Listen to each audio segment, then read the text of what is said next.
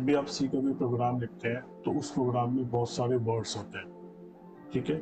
और ये जो वर्ड्स होते हैं उसमें कुछ ऑपरेटर्स होते हैं, कुछ सिंबल्स होते हैं, कुछ कीवर्ड्स होते हैं। वे जो स्मॉलेस्ट यूनिट है उसे हम टोकन कहते हैं। ठीक वैसे ही आप समझिए जैसे आपने एक पैराग्राफ लिखा और पैराग्राफ में बहुत सारे वर्ड्स हैं, तो वर्ड जो है उस पैराग्राफ के स्मॉलेस्ट यूनिट है। ऐसे ही टोकन क्या है कि यदि आपने कोई कोड लिखा, उस कोड में कौन सा ऑपरेटर है, कौन कीवर्ड है, कौन स्पेशल सिंबल है, कौन आइडेंटिफायर है, वो जो स्मॉलेस्ट यूनिट है वही टोकन है। इसको थोड़ा विस्तार से समझते हैं। लेकिन जब हम प्रोग्राम को डायरेक्टली रन करते हैं तो वो रन पे क्लिक करके तुरंत नहीं होता, वो उसके पीछे एक प्रोसेस होता है, वो 6 फेसेस में होके गुजरता है। तो जो पहला फेस है वो है लेक्सिकल एनालिसिस। जब आप रन पे क्लिक करेंगे तो कंपाइलर सबसे पहले लेक्सिकल एनालिसिस करेगा, जिसको आप टोकनाइजेशन भी बोलते हैं या स्कैनिंग भी बोलते हैं। इसमें बेसिकली क्या होता है, सिंपल फेस में इसका जो आउटपुट है वही टोकन है। बेसिकली जैसे ही आपने रन पे क्लिक करा तो आपकी स्कैनिंग होना शुरू करा, ठीक है। ये कुछ वैसे समझे जैसे आपने गेहूं की पूरी फसल दी एक मशीन में, तो मशीन ने क्या करा, गेहूं अलग कर दिया और भूसा अलग कर दिया, ठीक है। तो जो गेहूं मिला वो आपको आउटपुट मिल गया। सेम लेक्सिकल एनालिसिस में क्या है कि आपका जो पूरा प्रोग्राम है वो आपने दिया, वो आपके कैरेक्टर्स को रीड करता है from left to right. Left to right आपके कैरेक्टर्स रीड होंगे, ठीक है।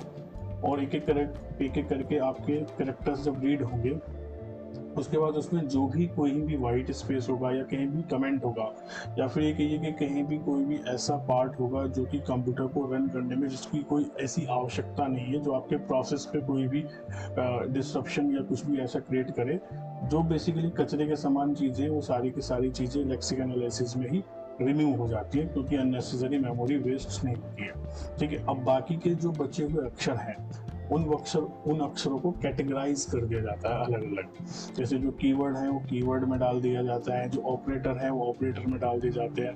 तो ये जो अलग अलग वर्ड्स हैं, ठीक है, उनको बोलते हैं लेक्सीन, और उनकी जो कैटेगराइजेशन है उसको बोलते हैं टोकन।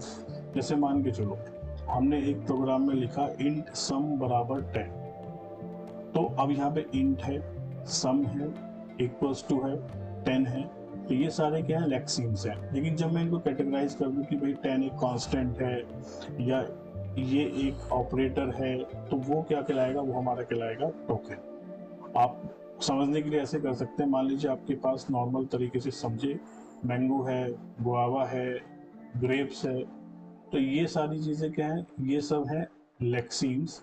लेकिन जब मैं इनको एक कैटेगराइजेशन दे दूं, उनको बोलूं कि ये सारे के सारे क्या है, फ्रूट है, एक कैटेगरी इनको मिल गई, तो ये क्या कहलाएगा, टोकन। क्योंकि स्टूडेंट को बहुत ज़्यादा कंफ्यूजन होता है, ठीक है, टोकन और लेक्सिम में। तो आप ध्यान रखिएगा कि लेक्सिम जो है कोड का वो फिजिकल एक्चुअल वर्ड या टेक्स्ट है जो आपने प्रोग्राम में लिखा है, ठीक। लेकिन टोकन क्या है, टोकन उस वर्ड की उसकी कैटेगरी है, ठीक है, जो वो कि जिस ग्रुप को वो बिलोंग करता है। तो ये अंतर है, ठीक है। आगे जैसे यहाँ पे आपने लिखा, जैसे सिंपल इस प्रोसेस समझे, इंट सम बराबर 10, तो इंट एक टेक्स्ट है, ये एक लेक्सिम है, ठीक है। 20 एक टेक्स्ट है, ये एक लेक्सिम है, लेकिन 20 वैसे क्या है, कांस्टेंट है। तो ये सारी चीज़ें इस लेक्सिकल एनालिसिस में होती हैं। हम बेसिकली अपने पूरे कोड को कैटेगराइज कर देते हैं अलग अलग चीज़ों में, कीवर्ड्स में, आइडेंटिफायर में, ऑपरेटर्स में, सारी चीज़ों में, और एक ग्रुप में बेसिकली हम डाल देते हैं जो कि स्मॉलेस्ट यूनिट होती है, ठीक है। यदि कोई एरर होता है तो वहाँ पे भी वो आइडेंटिफाई हो जाता है, और जब सारी चीज़ें ऑफ हो जाती हैं तो it moves to the next phases, ठीक। अब टोकन्स कौन कौन से होते हैं, तो सी लैंग्वेज में बेसिकली 6 तरीके के टोकन्स होते हैं जो कैटेगराइज होते हैं। एक keyword, identifier, constant, string, operator, separator, जिन्हें आप इस तरीके से याद कर सकते हो, KICSOS, किक सॉस, ठीक है।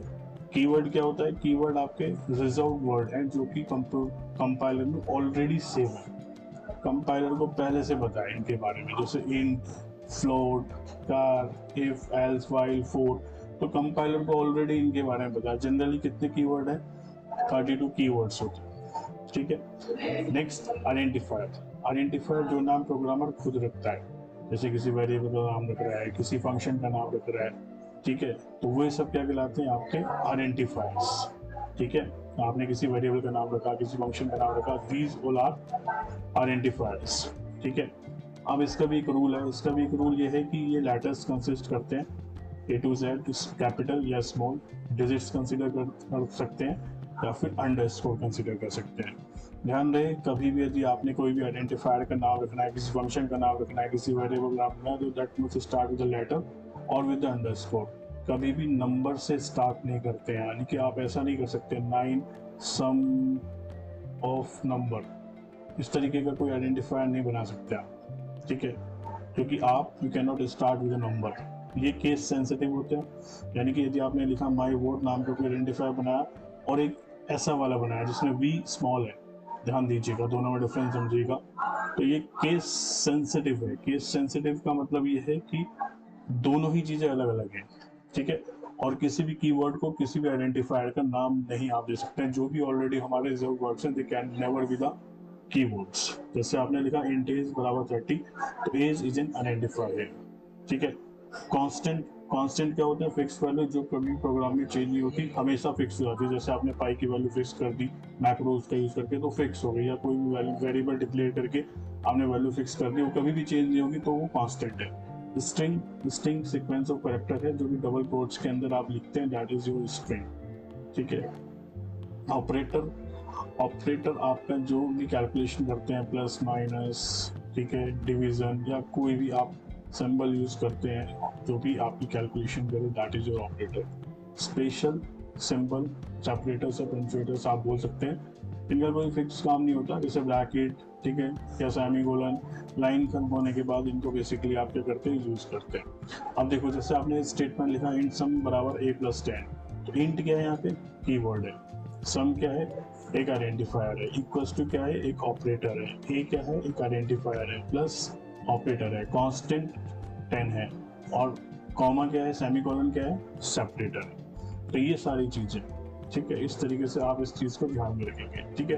तो यानी कि लेक्सिकल एनालिसिस कंपाइलर का पहला फेज है, जहाँ पे आपको टोकन आउटपुट मिलता है, जिसमें आप कैटेगराइज करते हो कि कौन सा कीवर्ड है, कौन सा सम है, कौन सा ऑपरेटर है। यहाँ तो मैंने एक सिंगल लाइन स्टेटमेंट से आपको बताया, ठीक है। तो ये सारी चीजें आप कैटेगराइज करते हो, और 6 आपको ध्यान में रखना है। इस तरीके से आप ध्यान रख सकते हो, कीवर्ड, आइडेंटिफायर, कांस्टेंट, ठीक है, स्पेशल सिंबल, ऑपरेटर और ये सारे स्ट्रिंग। इस तरीके से आप इसको याद रख सकते हो, ठीक है। अगले सेशन में बात करेंगे डेटा टाइप वेरिएबल पे। आई होप आपको समझ में आया। Have a nice day.